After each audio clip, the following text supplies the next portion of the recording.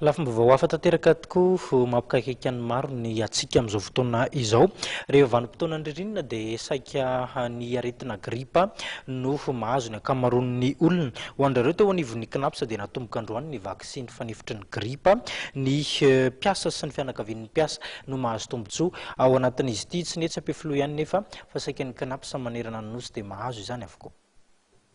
Ririnina ny andro mampikaikaika ny maro ny atsika sy ny aretina aterany.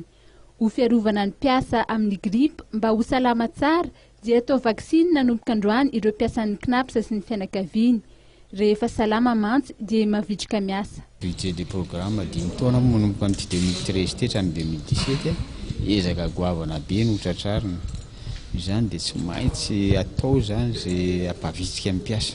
Fahasalamana indrindra satria hitanareo ihany ny fahasarotan'ny asan'ny KNAPS indrindra le guichet forain hitantsika mandeha reny zany tena les conditions iainana amin'ireny dia enjana dindra ilaina zany ny fahatanjahanana ny mpiasa hanana fahasalamana zay no ilaina anaovana itony vaksiny itony. Mahazo daholo zany ny masivon'ny KNAPS rehetra any délégation régionale sy ny antenne rehetra any zany hidina any ny mpiasa avy eto Antananarivo hanao vaksiny amin'ny mpiasa angio satria ireo mpiasa ireo koa mitovy amin'ny ety any miatrika ny ezaka rehetra ataon'ny KNAPS amin'ireny guichet forain ireny na amin'ny asa andavanandro dia mitovy ihany.